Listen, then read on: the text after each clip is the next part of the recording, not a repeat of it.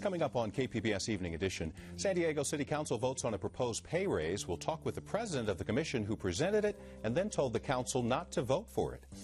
And a safe place for San Diego's downtown homeless to store their possessions is on the verge of shutting down. KPBS Evening Edition starts now.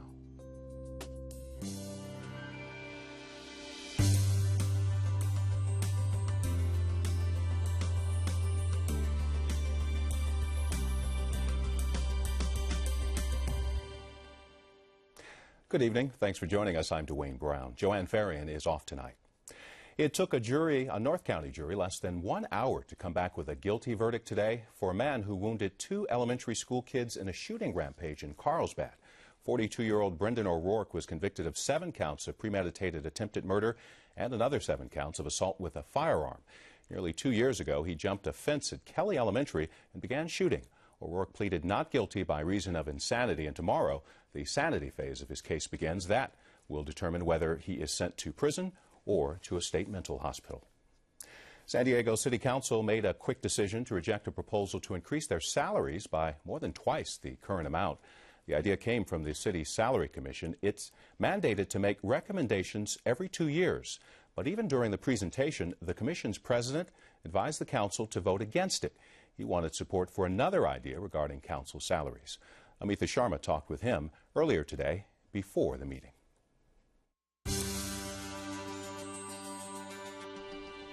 San Diego's fiscal mess and cutbacks to services have muzzled any action on pay raises for the city council and mayor for nearly a decade. But a city panel says the mayor and the council should get a salary hike, and the issue is up for discussion at City Hall today. Robert Ottley, chairman of the San Diego City Salary Commission, joins me to talk about the potential raises. What are the current salaries for the San Diego mayor and the city council, and what does your commission say they should be? We currently pay $75,000 for the council and $100,000 for the mayor. And those numbers haven't changed since 2003. They haven't had a raise since 2003. We don't consider this to be a proposal for a raise. We consider this to be a salary adjustment to get more in line with where those salaries should be. And we're proposing that the council make $175,000 a year and the mayor $235,000. And how did you arrive at those figures? Well, you know, historically, the commission used to look at what we paid or what other cities paid council members, Portland, Seattle, Phoenix. But you know what? We don't compete with any of those cities for the people that can run for the San Diego City Council. So what we focused more on was what do we pay in the private sector in San Diego? What do we pay people that are running large operations in nonprofit sector? And we determined that it's $700,000-800,000 for comparable positions. Well, we're not going to get support to pay the council members $700,000 or $800,000.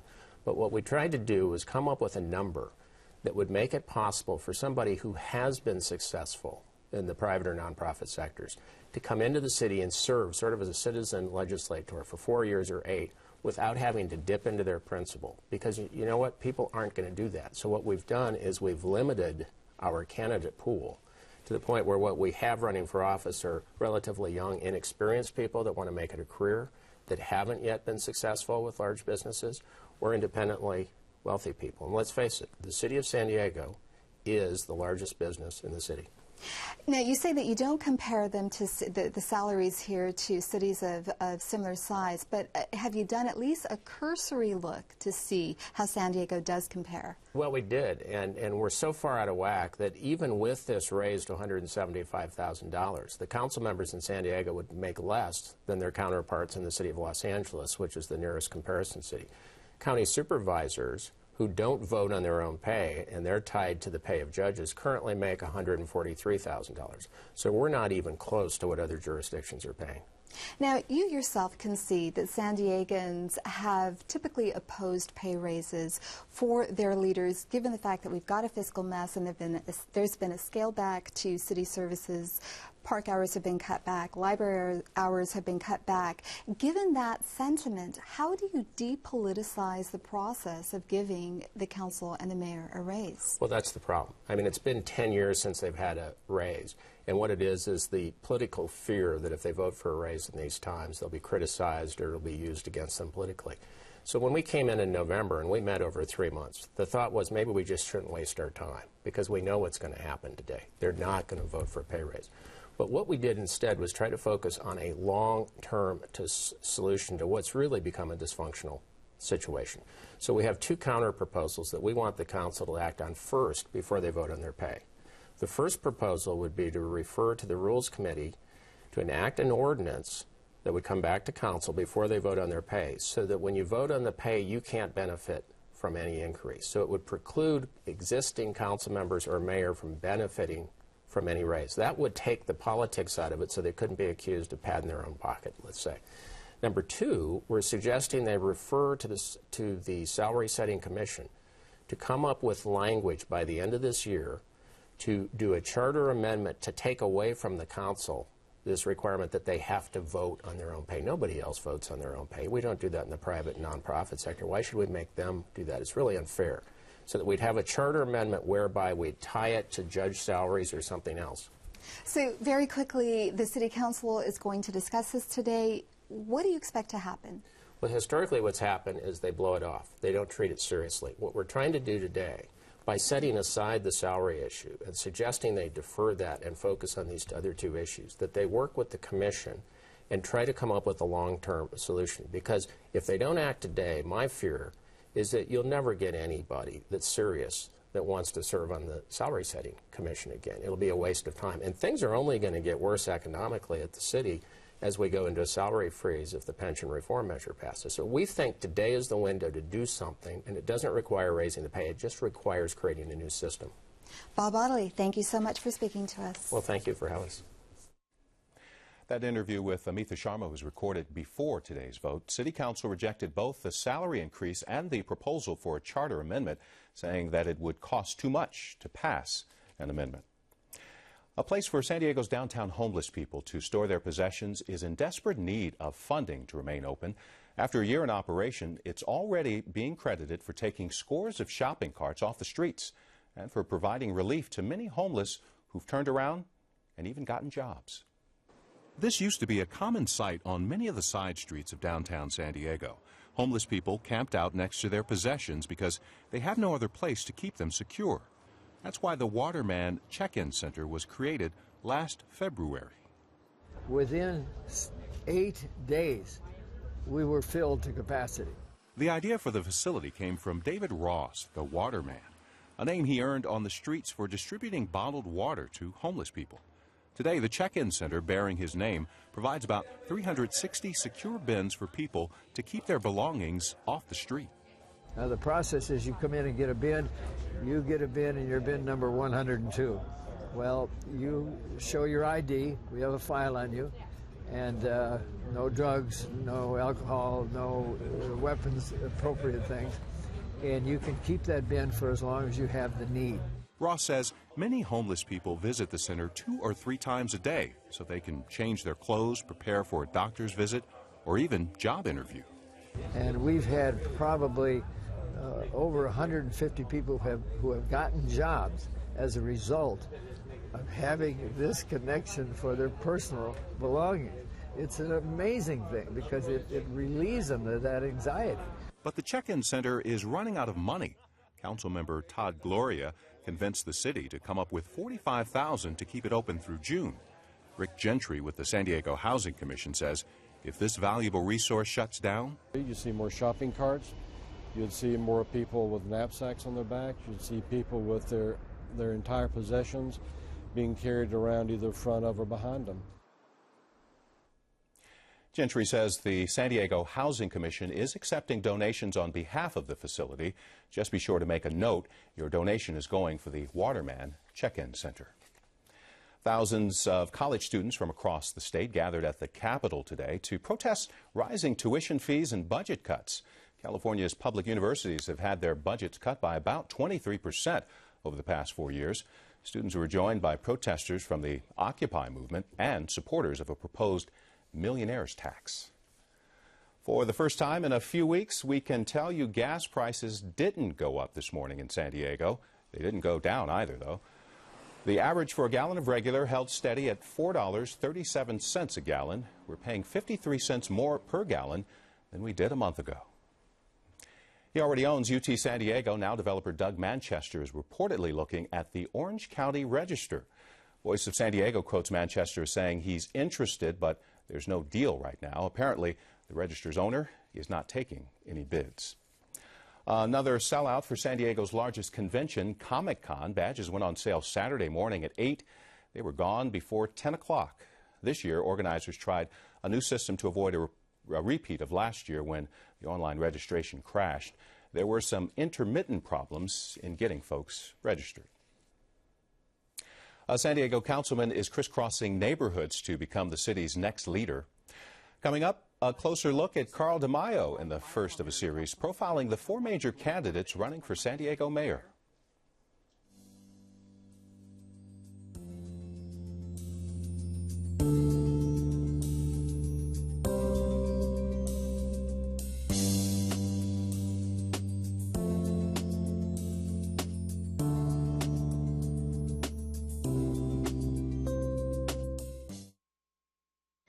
I'm Ray Suarez. On the next News Hour, a Super Tuesday preview. Judy Woodruff reports from the battleground state of Ohio. That's Monday on the PBS NewsHour.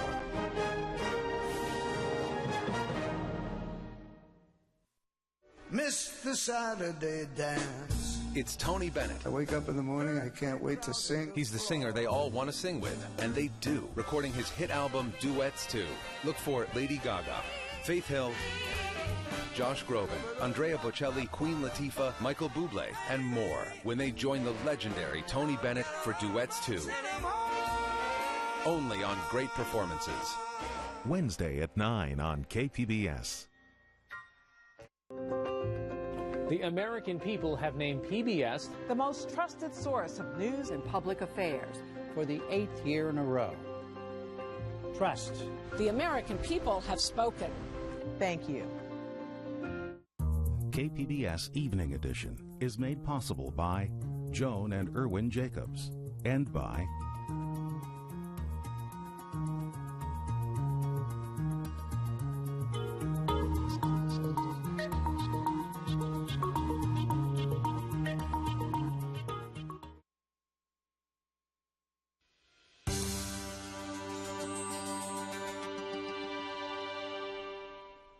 San Diego Republican Councilmember Carl DeMaio has maintained a high profile since being elected in 2008. He's now trying to be San Diego's next mayor. That would mean leading the city employees he often rails against. As part of our series on the race for mayor, KPBS Metro reporter Katie Orr has this profile.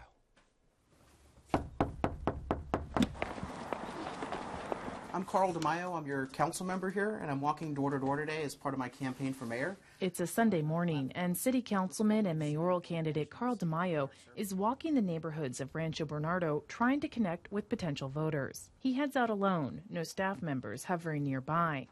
During his walk, DeMaio says hello to people on the street and makes chit-chat with those who open their doors. But I'm also walking door to door personally. The 37-year-old DeMaio says spending his weekends walking the city doesn't seem like a big deal to him. It's just part of his nature. The Orange County native moved to San Diego from the Washington, D.C. area in 2001. For the last 3 years, he's been in a committed relationship with publisher Jonathan Hale. In 2008, DeMaio sold his companies, which provided management training to government, nonprofit, and private sector employees. He made millions from the sale. DeMaio says he wanted to, in his words, focus on fixing San Diego's financial problems. He maintains he has no political ambitions beyond becoming the city's mayor. If we can fix the city of San Diego government, the sky's the limit for San Diego, and that's what I'm really excited about. So I think, it's a no-brainer. San Diego offers just the best quality of life and has the greatest potential if we can get our city government to match the other strengths that our community has. But DeMaio's friendlier, earnest side is different from the persona he often presents at San Diego City Council meetings. His aggressive questioning can be seen here in a confrontation with former development official Fred Mass. I'm asking a simple question. Who in the office of the mayor did you speak with? I have nothing to hide here at all. Then answer the question. The answer is I'm not going to answer the question. Oh, I'm not sure that's sufficient. I appreciate the fact that you are leaving the agency, apparently you're submitting your resignation, but I believe the public deserves to know answers to simple questions. City workers fiercely oppose DeMaio's desire to put some city services out to bid, like operations of the Miramar landfill, though DeMaio points out voters approved the idea of outsourcing services back in 2006. But likely their biggest battle is going on right now. DeMaio led the charge to get a pension reform measure on the June ballot. They want to see an end to the city's pension crisis. It would freeze current city workers' pay for 5 years and would eliminate pensions for most new hires, replacing them with a 401k. DeMaio says he won't apologize to the unions or other City Hall insiders who don't like his tactics, and he says he'll continue to use them if elected mayor. If I can't get the council to stand up to the labor unions and do the right thing, then I will turn to the public and I will entrust in their hands the fiscal reform agenda that our city needs to implement through ballot initiatives. Yet he bristles at being called a polarizing figure. Let's really define what people are talking about. When I opposed the sales tax increase, they said it was polarizing. But 62% of San Diegans agreed with me that raising taxes in the middle of a bad economy without reform of city finances was an awful idea. When I proposed pension reform to end these outrageous pensions, the government unions called it polarizing. And yet our pension ballot measure is supported by over 70% of San Diegans, and we broke records in collecting signatures to qualify the initiative. DeMaio insists he's not out to hurt the futures of city employees. He just thinks current labor contracts are extravagant. And despite his already contentious relationship with the unions, DeMaio says his business experience will allow him to lead city employees effectively. My goal for the city workforce is the following. I know they're not going to like the labor contract that I impose on them to trim the salaries and benefits down in line with the local labor market. But my secret hope is that after a year of me being mayor, they will recognize and privately admit that they're being given the best management, the best training, the best support that they have in decades in city service. Seeking to broaden his appeal, DeMaio is also putting out plans to create more jobs in San Diego, promote volunteerism, and fix the roads, always a popular subject with voters. As you drive further down in the community, you see some of them fixed, but you still go, Yeah. DeMaio says he's ready to take office with a plan to fix San Diego. It's a plan he'll work to sell to voters, even if it's one house at a time. That's KPBS Metro reporter Katie Orr. Tomorrow, she talks with San Diego Assemblyman Nathan Fletcher. For information on the other candidates running for San Diego mayor, go to our website, kpbs.org/mayor. A new report says drug violence has decreased along our border with Mexico. Amitha and her guests have more on that story over at the Roundtable.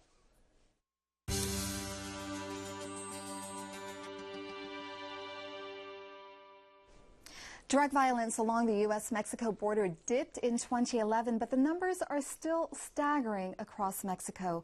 On average, 47 people were killed each day last year, 10 of whom were youths. David Shirk of the Trans-Border Institute at USD is here to talk about the numbers and gives us his analysis of what it all means. By how much did drug-related violence go down along the U.S.-Mexico border last year? The overall share of violence along the border went from about 50% of all drug violence in Mexico in 2010 to about 44% in 2011. And what we saw in specific places like Tijuana and Ciudad Juarez was a drop of about 30%, about a third of the violence in those cities, which is a huge gain for the border region. The problem is that in other parts of the border region like Tamaulipas and Nuevo León, we saw some increases, and importantly, elsewhere in Mexico, in central Mexico, we saw very significant increases in violence. We have a graphic from your report that shows the drug-related murders in 2011. Tell us a little bit about what we're seeing, and why did we see a decline in violence at our local border city, Tijuana? One thing that this graphic shows is how concentrated the violence is in a very small number of municipalities in Mexico. In fact, 25% of the violence that we saw last year in drug-related violence was concentrated in just 5 cities in Mexico. Places like Juarez and Acapulco are highly concentrated locations of violence. But the violence along the border went down quite significantly in Tijuana and Ciudad Juarez, in part because the conflicts between drug trafficking organizations in those places died down. Particularly the Sinaloa cartel appeared to gain ground in both of those places and was able to get back to business as usual, shipping drugs to the United States, while the resident cartels that had long occupied those spaces, the Tijuana cartel and the Juarez cartel, seemed to lose ground and had to cede some authority to the Sinaloa cartel. So, in effect, the reduction in competition, the resolving of differences between those organizations led to a reduction in violence. So it doesn't mean that government authorities are simply looking the other way? Well, there were certainly important arrests in both of those places, and there have been some significant gains for law enforcement. But at the end of the day, when you look at the flows of drugs in both places, they remain unabated. And if anything, we're seeing more drugs coming across in both places than we had before. So the success of law enforcement has not mitigated the capabilities of organized crime groups operating in those areas. There are no doubt some corrupt authorities involved, police officers, maybe some elected officials, but at the end of the day,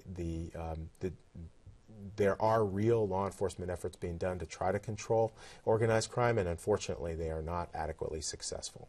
So the drop in violence has been offset by increases in violence elsewhere in Mexico, with the exception of the Sinaloa drug cartel and Los Zetas.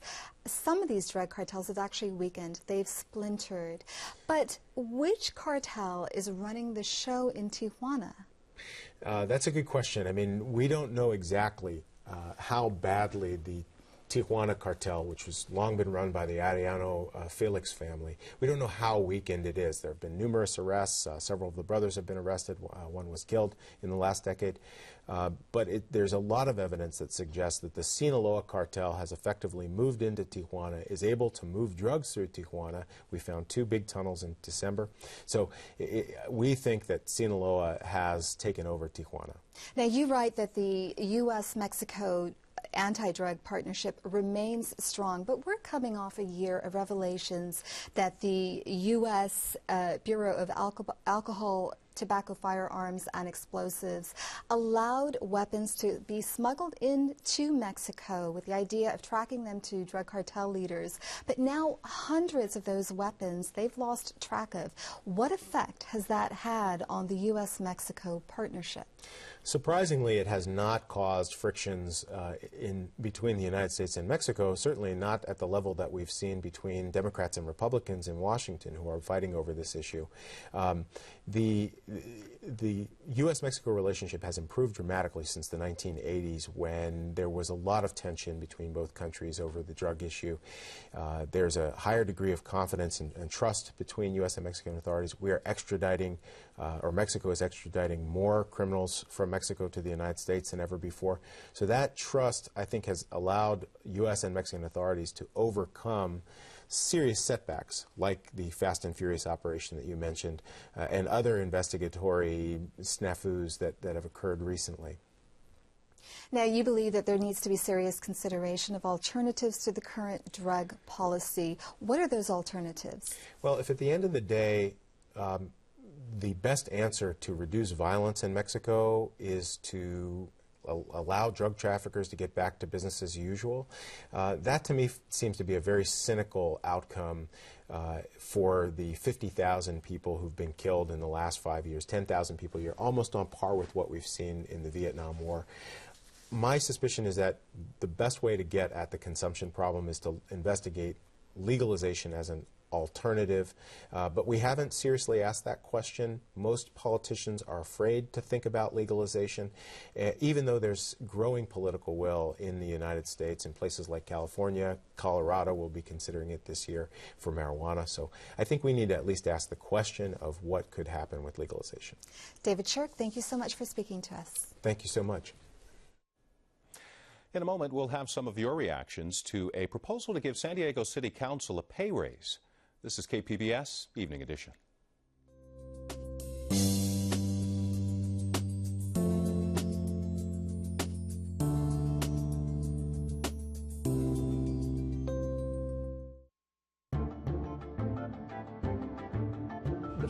rhetoric of democracy, I think, really has worn very thin. The opposite of poverty is not wealth. The opposite of poverty is justice. Americans have to fight for the American dream. Democracy is not what governments do, it's what people do. This is how we fight back.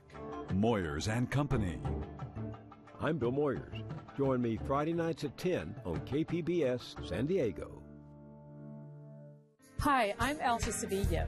If you find yourself hearing about a great program on KPBS after it's already aired, we have a solution. Get notified about your favorite TV programs on KPBS before they air by subscribing to the TV Highlights email alert.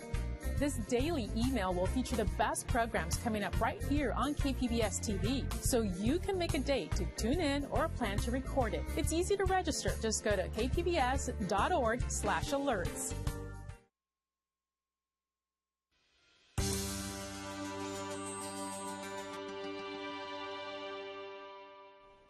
Welcome back to the Public Square on KPBS Evening Edition.